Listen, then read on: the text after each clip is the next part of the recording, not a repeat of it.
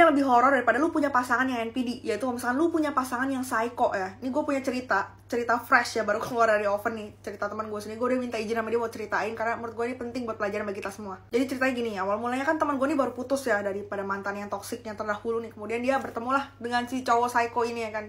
Tapi tidak terlihat seperti psycho karena memang packagingnya itu amat sangat culun sekali bestie. Kenapa bestie saya itu bisa luluh? Karena memang cowok ini tuh love bombing gitu di awal. Ingat ya, ini red flag pertama nih.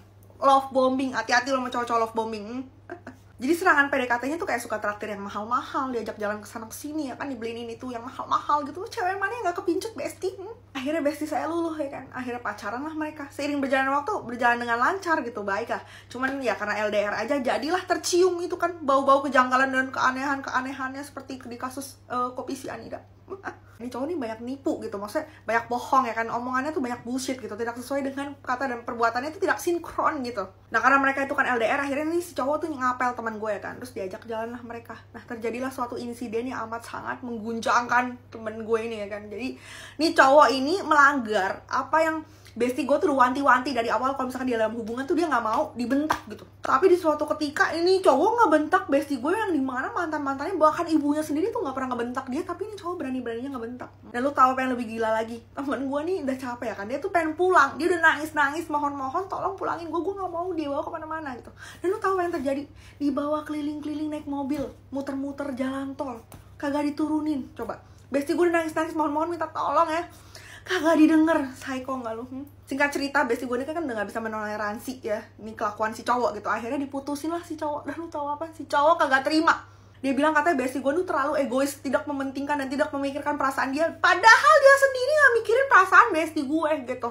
Nah udah diputusin, terus apa yang terjadi? Neror bestie gue, alasannya sakit lah apa segala macam, dan semuanya itu bullshit. Dan lu tahu yang paling psycho ya, dia pura-pura nyayat bagian gitu, pura-pura kayak lu tuh lagi bundir gitu loh.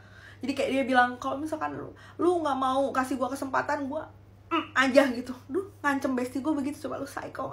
Lalu tahu bisa-bisanya ya ada security kan, yang itu nginep di hotel ya. Jadi security itu tuh nge-DM, nge-WA bestie gue ya kan, nunjukin foto itu cowok psycho gila itu ya. Kalau misalkan tuh cowok tuh udah berdarah-darah gitu lehernya, bilang katanya kak ini ada suicide time gitu, dimana si cowok nih kayak mau bunuh gitu. Gimana kak, baiknya ini saya harus gimana gitu kan. Ngapain security ngechat WA temen gue? Lu kalau misalnya itu hotel, lu harusnya tuh ngechat pihak yang berwajib dong, manajer hotel atau kepolisian. Ngapain lu nyari bestie gue? Kenapa security bisa telepon? Karena dia nemuin notes di situ, ditulisannya kalau misalkan sesuatu terjadi sama saya, tolong hubungi pacar saya ini nomornya. Terus akhirnya teman gue dihubungin kan. Karena bestie gue ini Virgo, jadi dia tidak peduli. Dia bilang, ya udah, lu kalau misalkan mau aja, gue gak peduli lagi, gue gak ada urusan lagi sama hidup lo. Tidak cukup sampai situ, pokoknya dia hari-hari tuh neror bestie gue, sampai bestie gue tuh anxiety ya kan, panic attack, sampai dia tuh sesak napas dadanya gitu gara-gara kelakuan nih cowok psycho. Singkat cerita, bestie gue ini dapet kontak mantan si cowok tersebut. Dan lu tahu apa yang terjadi? Ternyata itu cowok emang beneran psycho ya. Itu cowok korbannya itu udah bukan bestie gue lagi, sebelumnya juga ada gitu. Jadi dia manfaatin cewek ya kan. Abis itu lu tahu apa yang terjadi? Dia ternyata sama ini terlilit pinjol bestie. Gue pun sampai curiga, jangan-jangan barang-barang yang semua dikasih ke lu itu semua dari pinjol. Hal yang sama pun terjadi sama si mantannya tersebut gitu. Mantannya juga diterorin kan, dikirimin orang apa segala macam gitu kan buat neror dia gitu. Terus habis itu apa yang terjadi? Dia juga minjem duit sama tuh cewek sampai sekitar nominalnya tuh 2 digit gitu kan, amat cukup besar. Dan dia tidak bertanggung jawab untuk mengembalikan uang tersebut, sampai itu si mantannya merelakan, mengikhlaskan asalkan dia jangan pernah ganggu kehidupan dia dan keluarganya lagi gitu. Gua ya sebagai bestie pun tertipu gitu. Gue terkecoh dengan penampilan yang amat sangat culun ya kan, pakai kacamata, terus kelihatan kayak anak kolab. Lu tahu kagak sih, anak kagak pernah keluar rumah gitu, dimana kalau misalkan dia punya teman pun kayak teman-teman bermain sama dia karena dia sering traktir orang, dia berduit begitu. Gue nggak expect kalau misalkan itu orang tuh